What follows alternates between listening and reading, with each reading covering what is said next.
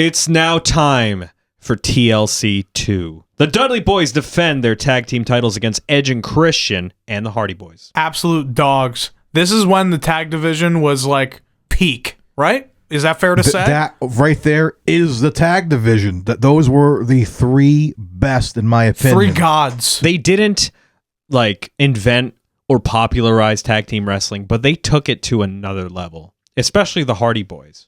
Because the Hardy Boys... Spot monkeys. Exactly.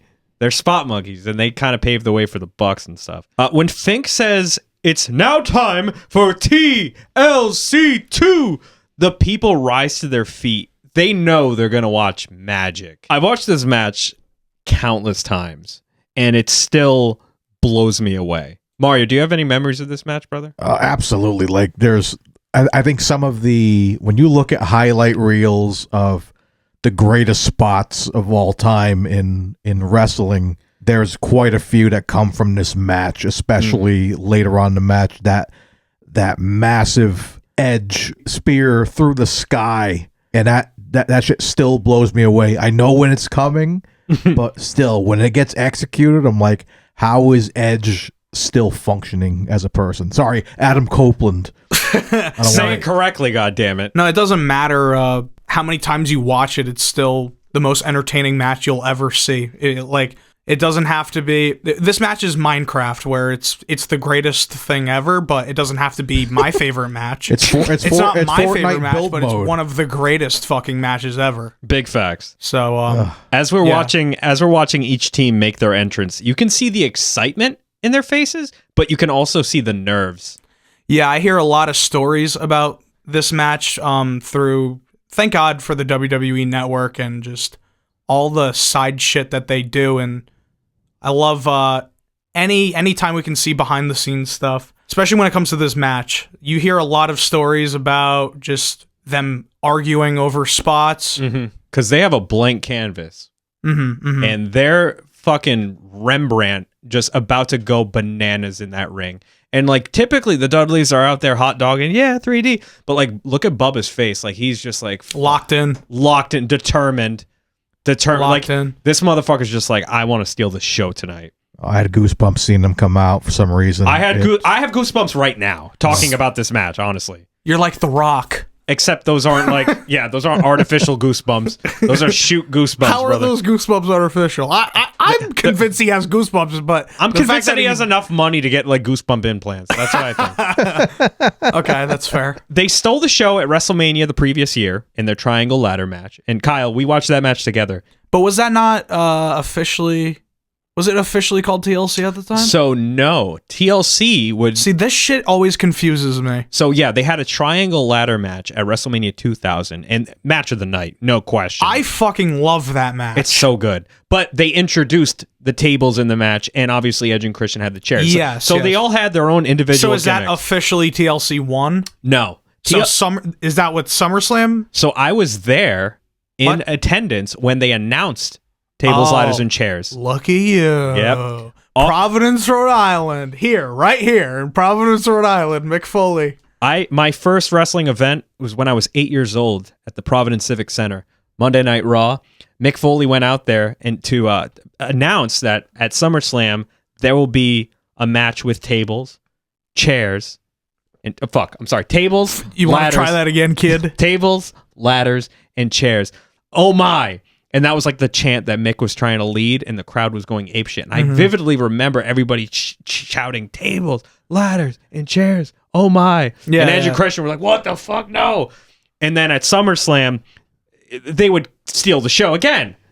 See, I don't remember that match as much. I haven't seen that match in a while. Yeah, the TLC 1 is kind of, gotten overshadowed by this match, but TLC 1 obviously TLC 1's great. If you ever want to go back and watch a crazy spot fest, I'm sure it is. But they're thinking, this is the showcase of the Immortals. Oh, baby. This is fucking Mania 17 in front of 68,000 people. Like they're thinking to themselves, how the hell are we going to top what we did already? And Jim Ross on commentary says, "How high will the bar be raised tonight?" And I just don't they? Out loud, I was just like, a lot, Jim. This is basically this had main event feel. It doesn't start slow and methodical It's 0-60. Tag team offense all over the place. Dudley's hit a double flapjack, and then the fucking Hardys do the poetry in motion, and then Edge and Christian come in and they start bringing plunder into the ring. It's just so overwhelming. It's so chaos. It's so fast paced. Hardys hit a fucking splash off the top of 2 ladders. It's dope as fuck. It's a tandem leg drop / splash off of 2 ladders in the ring. I don't know how that doesn't kill you. Matt takes his shirt off, and there's not a dry vagina in the house. As the Dudleys hit their patented "What's up?", Jim Ross says, "This will adversely affect your sexual drive." It sure does, man. When you get a It's face true. full of Devon chin, It's right true. right in your balls. I believe that might be nutmeg. I believe that might be nutmeg. I'm not nutmeg, King. 3 ladders in the ring now. Oh, this is one of my favorite moments. All right 6 here. men race to the top. A sea of people rise to their feet. It's such a fucking awesome visual. It's like a fucking crazy fight, man. On all 3 ladders, it's tremendous flash of cameras too. Oh my This is god! this is peak like oh my god. Flash. Peak flashing cameras. Like that whole arena is lit up. All men come down. Poor Christian falls off the ladder to the outside. Christian took the brunt of that, man. That's one way to break a leg. That's tough. That's a even with Thank you, Christian. even with Thank you, patriarch. He's my dad. He's everyone's dad. Even with the mats there, like that's only gonna help so much. That doesn't fucking help. Yeah, I mean, I've seen my dad take a ladder bump trying to trim the fucking apple trees in the backyard, and Did he tuck his chin? Yeah, but luckily Gotta love he that had the matters. grass to like break his fall, so Oh, good. he's used to it taking a mat. You know, He's just like Christian. he is. Rhode Island's own Spike Dudley runs down Let's to the ring. fucking go. And he- Oh, this is so cool. He hits Edge and Christian with 2 Dudley dogs, the ladder through a table to the outside of the ring. Also appreciate Spike Dudley, by the way. Oh, yeah. This man took so much abuse. Rhino then interferes and fucks everyone up. Hell yeah. Just when you think they hit their interference quota, Lita runs in. It's perfect. Lita runs in and jerks Edge off. That's what I'm talking about. Hey, wait the a ladder. second. The Hold ladder. up. Hey. Hey, listen, Jim Ross's words, not mine. Jerking Edge off the ladder. It's absolute chaos. Lita comes in and scrambles Spike's brains. There goes Spike. Then the Dudleys hit a beautiful 3D on Lita. There she goes. The greatest wrestling move, tag team move in history. Hell yeah. The Dudley Death Drop. Big facts. Edge and Christian do their fucking crazy tactical chair offense on the Dudleys. Throws a chair at him and hits him with another chair. It's a fucking chaos. That's the one word I can think of in this match. It's just chaos. Stealing the show. A phenomenal call from Paul Heyman when he says that everyone's a victim in tables, ladders, and chairs. Facts. We said that JR and King were like the voice of the Attitude Era, but man, I forget how much I love Heyman and JR. Yeah. Dude, because they're great together. Because Jim Ross and King, they were like friends. So, like, even if they had, like, little, like, you know, jabs at each other, it was all in good fun, where I think Jim Ross genuinely was annoyed at Paul Heyman. Spike and Rhino are both down for the count, but Jeff's like, fuck it, I'm gonna jump Gonna off do a swanton off a 20-foot ladder and fucking kill these people. to the outside. And kill myself doing it. I don't care. It's insane. And the fact that Jeff never really got injured during this time is baffling. Devon and Christian are hanging by the tag titles. Another funny thing about this, Devon is knowingly afraid of heights. Was that a rib on Devon? I think there's stories about that where I don't know if that was the case. I don't know. I think I remember hearing that. This is why we need like a sit down with literally all 3 tag teams and break down every sequence of this match. Every frame. Because I know there's a table of 3, but that's just with only the Hardys and Christian.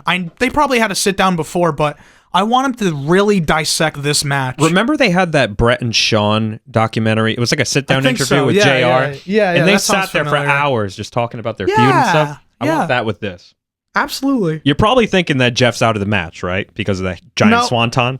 No, this motherfucker tries tightrope walking 3 ladders in front of 70,000 people. Yeah. And he falls. And that's okay. He made a mistake. But I don't even like think it was a mistake.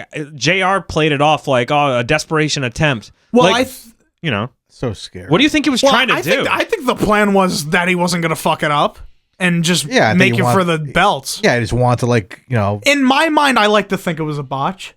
Yeah. It was. I think he wanted to land on it and grab it, and that would have been a cool finish. But a botch not meaning like a disrespectful. Oh yeah, like you fucked up. Yeah, no, not at all, not at all. Yeah. If it happens, it happens. Yeah. It's a mistake, baby. It's live, that's what bro. That's what makes it exciting. Yeah. Because, like, that you could easily just fucking fall and die. Dude, I would shit my pants in front of 100 people doing that. Imagine 68,000. I would shit in my pants if nobody was there and doing that, dude. I have trouble with heights, man. I picture Kyle in the garage just teetering on 3 ladders. Yeah. Jeff must be really good at fucking hexagon in Fall Guys. He goes for the belts and he's hanging in midair, and we know what happens next, boys. One of the greatest spots ever. I have no words.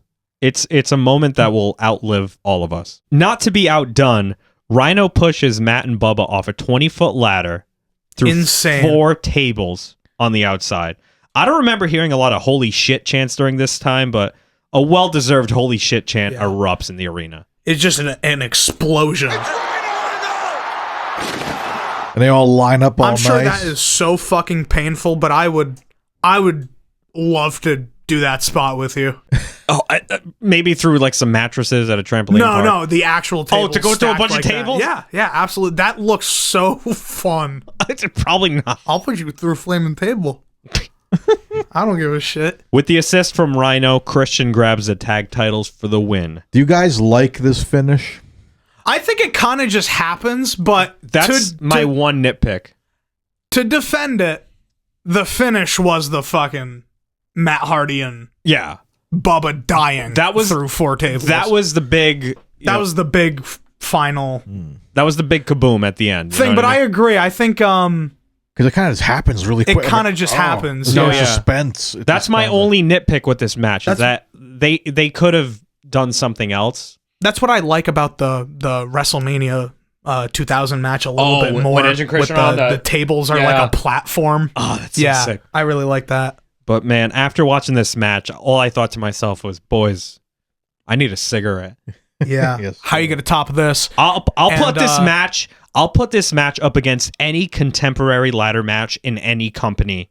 Like, it was a spectacle. There's lots of great ladder matches, but yeah, this is something to live up to. Like, it's one of my favorite WrestleMania match. Not even WrestleMania. Yeah. This is one of my favorite matches of all time. And I can watch it over and over again, and I'll always find something new, and I'll always pop at the big pop moments. Like, God, it's constantly entertaining. An incredible match. If you're watching this video and for some reason you've never watched this pay-per-view, please go out of your way. Watch this match. What are you doing? At least watch this match. It's mandatory You've viewing. obviously seen this match if you're hearing this. I hope so. It's now time for the Gimmick Battle Royal. What better way to top... go! the match we've been waiting for all night. What better way to top TLC 2, right? Listen, Mario was mentioning it. He was talking about the Bushwhackers earlier, and he was hyped about it. I know Mean Gene's Okerlund. I know you're going to do your whole thing here. But I just got to say, I actually popped for the Bushwhackers. Hell yeah. When they came out, I was actually pretty excited. Oh my gosh. A lot of people shit on this and say it prevented WrestleMania 17 from being like the perfect Mania, but I disagree. Like, it's a tongue-in-cheek way to celebrate the past. And I'm guilty of saying that. Yeah, just it acknowledges some of their stupidity from the 80s and 90s, you know? It's like a callback. Yeah, it's like a callback to like this bygone era of all these stupid gimmicks. And we're just putting Bobby Heenan over. Here he comes, the fucking GOAT himself. Bro, we get commentary. The one and only. We get new commentary from Mean Gene and Bobby the Brain Heenan. Always a Mean pleasure. Gene Okerlund. Mean Gene Okerlund. Mean Gene Okerlund. Like, he's always talked like a guy from the 40s. Savage with his big Hellboy arm. Yeah, I forgot about that. The big Hellboy. So it's funny because like when I watch matches, I am very very facially animated. And when I see the Bushwhackers, I was like smiling. I was like, let's go. And then as soon as Duke comes out, I'm like, just straight faced. Just straight faced, like, no selling. Did you pop for your favorite Repo Man? Not really. Because I was like, I saw Sheik and, I like seeing Sheik. Sheiky baby. Sheiky baby. Thank you, sir. Can I sit down, Mr. Howard? Of course, Sheik. Thank you, sir. Oh, also another stitch that fucking pissed me off was seeing the goon. Oh yeah, that was These entrances were too long. Yeah, I agree. Too long. We didn't need to see fucking everybody come out. But to be fair, like it gave them To be fair. To be fair, okay, it gave these old guys moments. You know what I mean? Like they have one last moment to come to the big stage. You know what I mean? Like Kimchi? Yeah. Like Kimchi. And Harvey Wippleman, is that his name? Harvey Wippleman. Former Harvey. I called him Harvey. Former WWF Women's Champion. Bobby quips, by the time Iron Sheik gets to the ring, it's going to be WrestleMania 38. Oh, that's funny. And I'd like to picture Seth Rollins in the ring in Dallas, awaiting his mystery opponent. The arena goes dark, the pyro goes off, and Sheiky Baby finally makes it to the ring. By the way, Earthquake being a part of the Gimmick Battle Royale is kind of insulting. Because, like... Why? Like, he was very, like, accomplished. I wouldn't necessarily call him a gimmick. It's just a nitpick. Andrew, hold on. Just a nitpick. What do you mean? What are you talking about? Okay. He's an earthquake. He was part of a tag team called the Natural Disasters. No, I'm talking about, like, if you want to have... Earthquake and Typhoon. No. That doesn't sound gimmicky to you? No, it's just a name. It's just a nickname. You know what I mean? Tugboat. Oh, now that's a gimmick. Tugboat is an actual gimmick. He's a sailor. But Earthquake is just a cool wrestler name.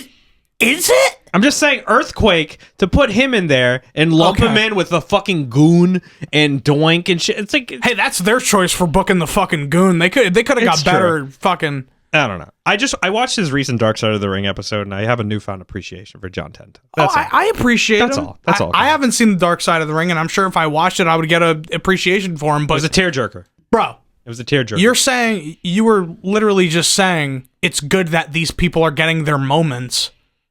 Yeah. And you're like, why is Earthquake here?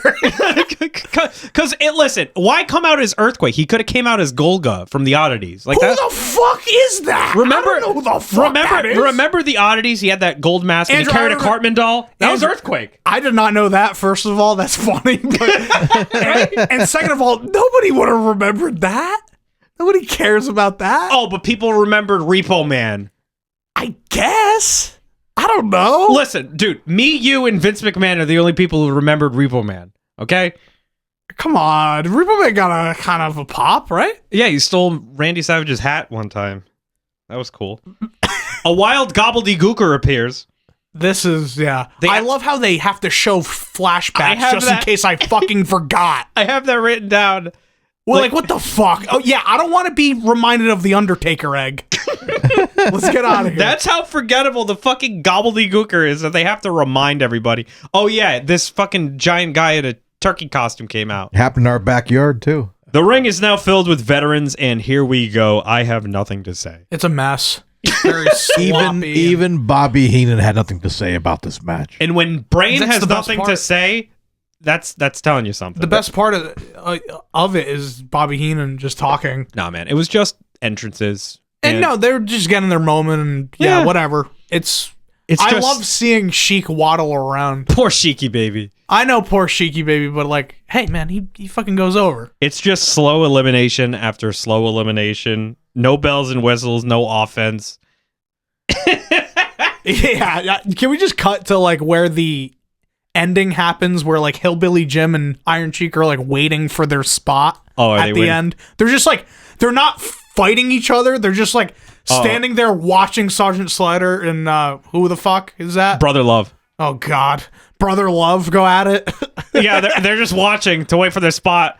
This whole match was just a bunch of middle-aged men assisting each other. Hillbilly Jim gets dumped out by Iron Sheik, and there you have it. Iron Sheik wins the Gimmick Battle Royal. But this is America. All right, Slaughter goes back in the ring and he hits the Cobra Clutch on the Iron Sheik, and this went on for way too long. This was a great moment, though. It was, but it went on for way too long. Yeah. I need to sit down this out. And you would expect, America versus Iran, like you'd expect it to be like a huge pop, but nobody gives a fuck. It was just a polite smattering of applause. Well, dude, they just saw fucking TLC. True, like very true. Mario, do you have any thoughts on TLC? I mean, TLC too. The Gimmick Battle Royal. I have a lot of thoughts on TLC too. But the Gimmick Battle, this definitely felt like a a true bathroom break for the people that were already sitting around for like 2.5 hours watching awesome wrestling. So they're like, all right, this is your opportunity to go, go to the bathroom real quick, wash your hands, clearly, all that. It's like, unfortunately, I was bound to the couch taking vigorous notes. Did you? The Gimmick battle board. I do it for every match, good or bad. I appreciate you. Good or bad. No, I'm a professional. It was so stupid, but it was kind of fun. It was kind of fun. It's now time for Triple H versus the American Badass, The Undertaker. You're going one-on-one with The Undertaker, Triple H. You're going with one-on-one with The Undertaker, player. The story of this match is very simple. Triple H went on TV and bragged about how he's defeated everybody and that there's nobody left. Undertaker takes exception to that by saying that Triple H has never beaten him. And after doing some research, he's right. That's so. He's right. Up until that point, Triple H has never defeated Undertaker in a one-on-one match. Cleanly, of course. Obviously, the feud called for a lot of silliness with the bike and all that stupid shit. I don't have really any memory of this. I was just really invested in Austin and Rock at the time. Well, I will say I really enjoy this Triple H. For me, in my eyes, this is prime heel Triple H, just around this time. Yeah, like 2000 to 2001. Yeah. He was, yeah. We literally said the same thing. Yeah. It's like we're brothers or something, bro. Yeah. Mm-hmm. So I do love this, just seeing, as you're going through the video package, I love seeing this Brothers of Destruction where Undertaker was the badass, of course, the American badass, if you didn't know. And Kane was the muscle. He was the emotionless Bane. He was muscle. Poison Ivy, and Kane was Bane. I wouldn't disrespect Undertaker like that, but sure. I don't think it's that much of a hot take, but American Badass Undertaker is the best version of Undertaker. That's a hot take. I appreciate that. I fucking love it. That's a spicy take. He's he's up there for me when it comes to the versions of Undertaker, for sure. Because very spicy. That's like saying I love the. That's like saying Load is your favorite Metallica album. No, it's not. No, it's not. I mean, I obviously it's not that bad. But I think it's like how much of the dead man character can be fun. It gets washed out. Towards the end, it's like we have these 8-minute entrances. He does the gimmick with the eyes. I didn't even think about that. When we had his COVID match, the cinematic AJ Styles match where he killed the OC. That was a much needed return for the character. Everybody was asking for it. When that happened, I was like, all right, because I like that, because obviously, okay, dead man's fun, even he talks about nowadays, like, hey man, I'm glad I kind of broke out a little bit as American Badass. I had a little more fun. And, absolutely. You know what? I'm not one to talk because Ministry Taker's my favorite. You like Ministry? That's understandable too. I love Ministry Taker, like cult leader Taker. The Phenom character is always awesome. Him being the dead man is like always awesome. It's timeless. But you have to respect the change and him wanting to kind of change it up a little bit. No, rightfully so. And even towards the end of 1999. And for this time it worked. You know what, Mario? I'm sorry.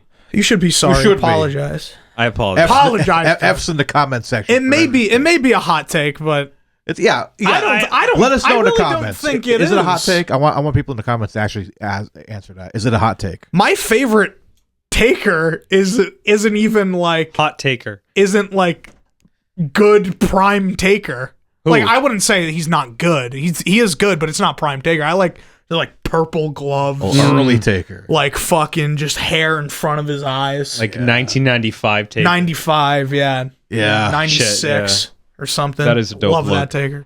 We got Motorhead. We didn't even get to the actual fucking entrance. Dude, Motorhead takes to the stage to perform a sloppy but badass rendition of the game. Oh, dude, listen.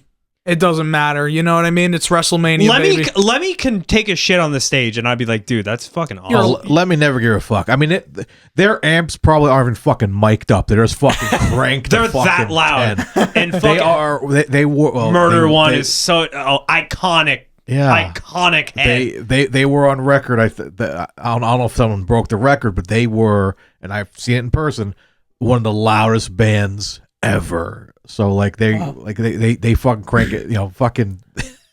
he was unbearable to rehearse with, Lemmy, because he's blasted everything. He doesn't have fucking in-ear monitors. He's fucking going through the PA, and is screaming and hoping, and they're playing it like a little faster than the actual record. It's crazy, but it's still fucking dope. It's so fucking cool, and it's funny because Lemmy clearly can't remember the words or he's drunk.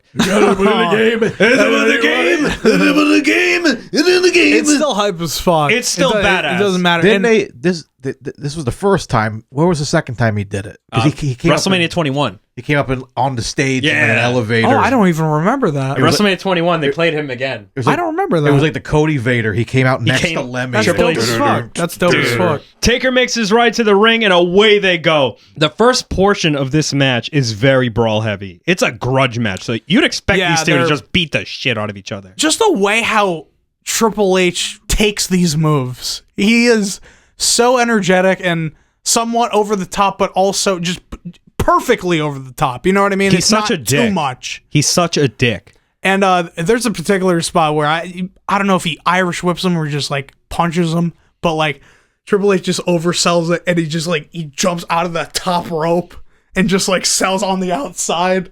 Oh, that's when they leave the ring, I think. It's so good. Triple H is so good, man. And like it's so weird to see this man my whole life as a wrestler and now he's running the fucking place. He's running the show, brother. And I'm so happy for him. And he's making it work. Agreed. Good Lord. Agreed. We're in happy times. We are in the best of times. Triple H gets in Mike Chioda's face a bunch of times. In his mind, the rules don't apply to him. No, not at all. Like, he is justified in everything that he does, every single heel tactic. At one point, he goes to the side of the ring, yeets the timekeeper over the barricade, and grabs his trusty sledgehammer. Absolutely no respect for the timekeeper. This is the perfect Triple H with no respect for anybody, bro. He doesn't give a fuck. He's Like- a cerebral assassin. Cerebral Assassin, which is a fucking dope name. That'd be a sick band name. But look, he just goes up to this poor timekeeper and just tosses him. tosses him. Not on a mat, on the concrete floor. He grabs Sledgy. Classic image right there. That's Thor with the hammer. You know what I mean? Exactly. Triple H attempts to absolutely batter Undertaker, but Chioda takes away the sledgehammer just in the nick of time. While the ref's back is turned, Taker catapults Triple H right into him. WWE really loved ref bumps at this time. After the ref bump, Undertaker chokeslams Triple H. 1, 2, kick out at the last second. Now, instead of getting in the ref's face like Triple H, Taker does one better by assaulting the official. Just elbow drops him. Just drops a leg on him and then fucking elbow drops him. Poor Mike Chioda. Hey, that's what he gets for not counting the 3. That's what he gets for not counting. Fuck you. I haven't read the rule book, but I'm pretty certain that's an instant disqualification. Am I wrong? I mean, yeah. Well, I mean, there's no ref to ring the bell. Wouldn't another referee come running down and disqualify Taker? Well, that's just not in the cards. Who cares? It's wrestling. Where is that referee? He was trying to fuck on me. They take it to the crowd and brawl throughout the stadium. The crowd is absolutely eating this up. They work their way up to the tech area, and Undertaker chokeslams Triple H right off of it. It's beautiful. And these people who probably don't have the best seat in the house are getting this moment, And it's not just... making everyone feel a part of it, you know? And this is like a majority of the match. Mike Chioda Yeah. is still out, by the way. Oh, Mikey Chioda's sleeping. He's napping. Sleeping. They fight through the crowd after that. Want to try that again, kid? Sorry. They fight through the crowd. Back to the ring they go. Undertaker spies the sledgehammer in the corner. He goes to kill Triple H. Like, what is he going to do here? He's going to kill him. Oh, no, don't. Don't you do it. But Triple H counters with a kick to the dead man's dick. Good. This man needs to save WWE in several years in the future. We don't want this man to get concussed. At this point, both of these men are absolutely exhausted. Like, this isn't a match anymore. Like, in the words of Arnold Schwarzenegger from Jingle All the Way, this is war. Why are you... I wasn't expecting you to take that turn. Triple H attempts to hit Undertaker with his own tombstone pile driver, Yeah, but then Taker counters with a tombstone of his own. Such an awesome sequence. The tombstone into tombstone. He goes Love for it. the pin, but he's like, oh yeah, I kind of killed the referee. Yeah, I fucking killed him with an elbow drop. Shit. Undertaker goes for the last ride, and in a genius move from Triple H's part, he brings a sledgehammer with him, bonks Taker in the head, and you think the day is Triple H's. Nope, kicks out Hell at no. 2. Fucking Triple H insane. is going nuts. Genius move from Triple H's part, bringing the sledgehammer with him. However, this does not keep Undertaker down. Mike Chioda wakes from his nap to count the pin.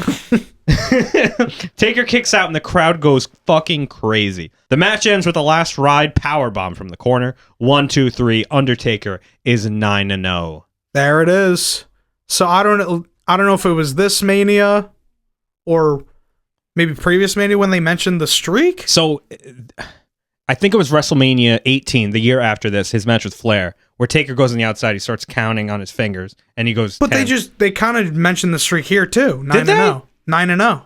Well, JR says. JR says 9-0. Yeah, Undertaker's 9-0. Play it, man. The Undertaker 9-0 in WrestleMania. I didn't notice that. Yeah, so the streak is acknowledged.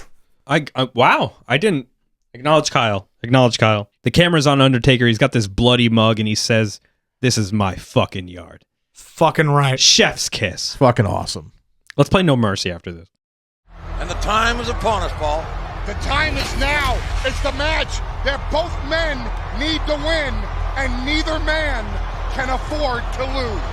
It's now time for the main event of WrestleMania 17, or X-Seven if you're a fucking weirdo. Come on now. Just kidding.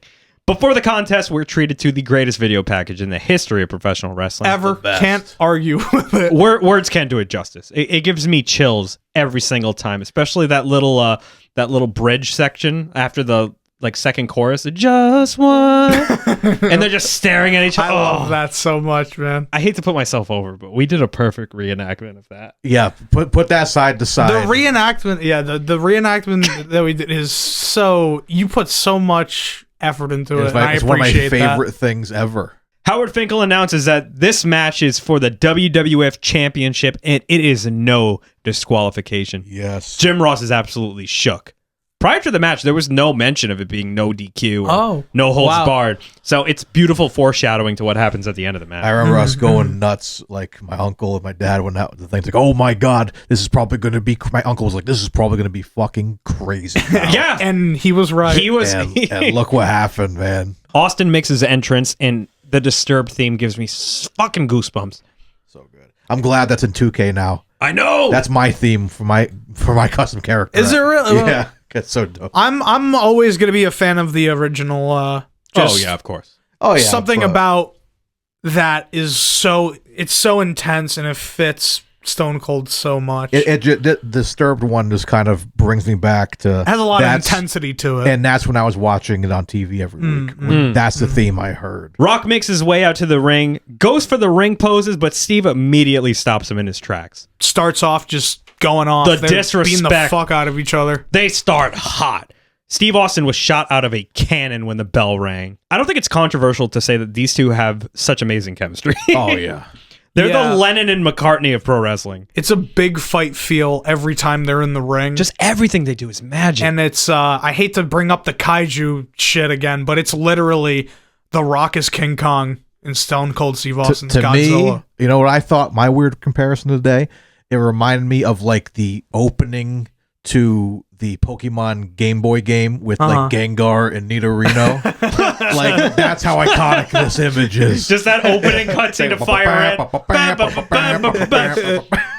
Yeah. Two colossal just fucking characters. Just these two titans Going of their at it. time. Like the two. And you're right, the chemistry is fucking amazing. It's wild. And this is again to put you guys in my shoes as this young kid watching this for the first time live on pay-per-view. It was insane. It was so weird for me because again, I said it dozens of times. I begged my dad, get this pay-per-view for me. I got to see my two favorites. And I was so like I was at a standstill where I'm like, I don't know who I want to You were win. conflicted. I love them both so much, but I just loved seeing them fight each other. It was the coolest thing. We brought up flash bulbs, but the flash was in full effect during this main event. Oh my god, yeah. Dude, Especially right here. Volume, I felt like the entire match was just Look at all these flash screaming. For the superplex? Look at this. Look at all these fucking flashes going off. Boom. You never see Austin hit a superplex. Yeah, man. Especially during this time, 2 knee brace Stone Cold. He's a little bit on the end of his career here. So towards the end. So he wasn't going to do more, crazy shit. He became a bit of a crazier brawler. stuff. Austin wasn't considered a heel going into this match, but he was using a lot of heel tactics in this match. Like, it really foreshadowed the ending. But like, did he not always? Okay, no. He would use foreign objects sometimes, but in this match, he's going for all of the heel tactics. He's taking the pad off the turnbuckle. He's hitting Rock with foreign objects. There's like a general sense of urgency, like that a villain would have. But the crowd is behind him 100%. Austin cracks Rock with a ring bell and busts him open. Yeah. They take it back to the ring, and Austin is all over Rock. Well, do you remember the table just like flopping while The Rock was on it? Yeah. Yeah, it just from him leaning on it. Yeah. They're kaijus. Literally, Right. it's like a monster laying on a building, and it just fucking crashes because you have all that electrifying power. I know, it's interfering with the monitors. He's gonna turn into Electro. I sound like a fucking idiot right now. No, you don't. We love you, Kyle. Thanks. We got some water. Lay down. Yeah, Plenty I think of- I gotta lay down. Get laid down, buddy. Now, I could have sworn that the crowd was split down the middle, but after really like analyzing this match, there's a lot of boos for The Rock. Really? Yeah, I didn't notice that. Yeah, like during some of the I didn't notice that as much. Yeah, when Rock was like making like comebacks and like reversing stuff, a lot of people were booing. Well, I think that's the Stone Cold people. Yeah, it is. Now, Texas. Question. Do you think that they're booing because The Rock's act is getting stale, or do you think because they're in Texas? It's Texas. I think it's because it's Texas. I really hope it's not him being stale. If you're in Dallas, you're going to hear especially people at this going time. for This the was count. early 2001. Yeah. Yeah. But wrestling fans, they're fucking fickle. Oh, fuck them. I don't give a shit. The match kicks into fucking high gear at this point. Can I just say how fucking awesome the just Stone Cold taking this fucking exposed turnbuckle shot? Rock gives Austin a taste of his own medicine by driving him into the exposed turnbuckle. Love that. The Love way he that. goes So, down we credit, so hard.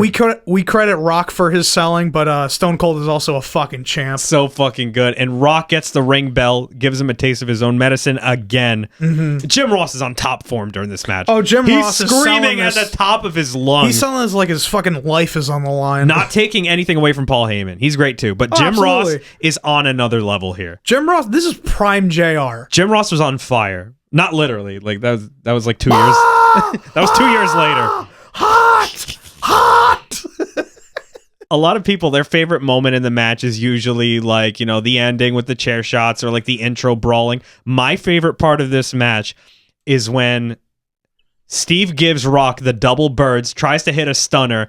Rock locks him in a sharpshooter, and it's a beautiful callback to WrestleMania 13 Yeah. when Brett had Austin in the sharpshooter with a bloody face, and now Blood, same way. The blood is fucking dripping down like crazy. Iconic imagery here. 5 years Except- later, same move, same blood on his face. Oh my God. Except Rock can't do a sharpshooter like Bret No, Hart. he can't lock it in like Brett, but it's still such a great But it's a great visual. moment, and they do it back and forth. They go back and forth with the sharpshooters. And the crowd comes unglued. I fucking love wrestling so much.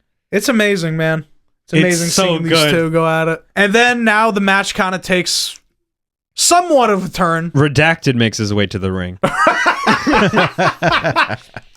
Like everyone else at this time, I thought Vince was coming out to cost Austin the title. Right, you automatically think that. Yeah, I mean, of course, like when I was a kid, I was 9 years old when this was airing. Like, I remember Vince coming down. I'm like, oh, he's gonna cost Stone Cold, but that's not what happens, boys. Rock hits the people's elbow, goes for a cover, and Vince pulls Rock. Damn. Vince stops the count, and you can see Rock say, "Motherfucker." Vince is such a goofball. He really. Goodness gracious. Running away from the Rock like it's fucking wacky racers. He signals Vince to get. Wacky racers. I don't know, man. He signals Vince to get him the chair, and Vince fucking lays him out. And I was expecting, like Rock to duck or something like that. I always expect Rock to duck, but he nails him hard. And then he kicks out still. Yeah. Doesn't matter. Chair ain't gonna do shit to the fucking people's champ. Kicks out the last second. It's clear that Vince is on Austin's side now because he's getting up on the apron after Rock hits the rock bottom. Rock gets distracted by Vince and eats a stunner immediately after and sells it perfectly, as always. Oh, this is one of the best fucking stunner sells ever. I love the kick back. He eats that stunner. 1, 2, kick out. Austin hits Rock with another chair shot to the head. Are you 1, fucking 2, kidding me? kick out again. Are you fucking kidding me? At this point, Austin is seeing red, and he immediately pounces on Rock, driving the steel chair over and over and over again. What the hell is going to stop this guy? And oh my God, the sounds of Jim Ross just saying, "What the hell is this?" 1, 2, 3. It's a new champion, says Paul Heyman. Absolutely fucking gobsmacking. This moment, especially for JR. JR is gobsmacked by all of it. It's like watching your best friend fuck your girlfriend. Right in front of you. Right in front of you. With a chair. Austin shakes hands with Satan himself. I'm echoing JR's exact words. Jim Ross is losing his mind on commentary. Why, Steve? Why? Why? Somebody please tell me this isn't happening. Like, that's what Jim Ross is saying. He's like, I thought I knew him. Austin and Vince share a toast and walk into the sunset as the show comes to a close. Now, I can understand the absolute jaw-dropping moment of this WrestleMania and how crazy it was. But in my opinion, this kind of just, I don't know. I feel like WrestleMania should have a happy ending. It was for Texas. Okay. Okay. All right. That's just me, though. But hear me out, man. What a cliffhanger. It was a great cliffhanger. I can't think of a better reason to watch Monday Night Raw the next day. Okay, yeah, you got me, bro. Like, that's, bro, insane. So people were happy with this? Or I think it was just such a shocking ending that they had no choice but to applaud. Well, I mean, there's some people there who are just standing and not for me, anything. does it go, like, did it go anywhere? This stuff? Yes. Not really. And that's why I'm kind of feeling this way. And just hearing Stone Cold talk about it on his podcast. We used to, and I'm sure all of us listen to fucking Stone Cold's podcast all the time, or whatever fucking he was doing. Doesn't matter what podcast he was doing. And I really like listening. I'd watch Steve Austin review like scented candles. Like absolutely. I'll watch him do anything. I'll watch him fucking review a porn or something. I'd definitely watch that. All right, now we're going for the missionary position. Very common. Very common. Very common position. Here we go. We drop the blade in the middle of the position change. That happens sometimes. And Mia's going to have to clean that gimmick off of her glasses. But yeah, man, what an ending. And I know, like, a lot of people feel that it didn't go anywhere, and like Austin's heel turn was, bad for business and all that good stuff. But you can't take away from this moment. Oh, absolutely. How fucking iconic it was. It was, yeah. Like the NWO, that started to go down fast. You know what I mean? Absolutely. But when Hogan turned, leg drop Savage, that's a moment. You know what I mean? Yeah, This is one of those moments, again, like Edge spearing Jeff Hardy off the ladder. This is a moment that will outlive all of us. I'm so happy I watched this show, guys. Oh, absolutely. It's one of the greatest Manias ever, so man. I can't fight that. I was low-key salty that WrestleMania 21 didn't win. Yeah, me too. I was kind of Or bummed. mine. Like WrestleMania 30, I wanted to see, Daniel Bryan win it all. I want to see all three, man. We'll get to it eventually. We will. We'll get to it eventually. We'll cover. I don't care if it takes years. Years. A very bald Andrew is going to be doing all the WrestleManias down the line. So, what are your thoughts and memories of WrestleMania 17? If you were alive at the time and you watched it and ordered it, please let us know your story. And if you weren't alive for it and you want to know more, tell us about, how you became a fan. Just engage. We love it. And we have so many great supporters out there. And we can all connect through something we all love. So it's awesome. And we all love wrestling. And wrestling. I love wrestling. I know sometimes it sounds like I hate it, but I swear to God I don't. No.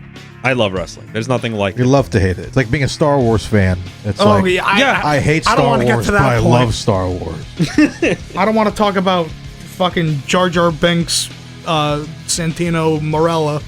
Oh, come on now. Respect to Santino Marella. Going forward, it's full steam ahead, boys. We're going to keep watching shows. We're going to keep talking about shows. We're going to keep making stupid, inappropriate references. And In the words of Ric Flair, learn to love it. Woo! Remember, boys and girls, wrestling is real. It always was. Always will be. Woo!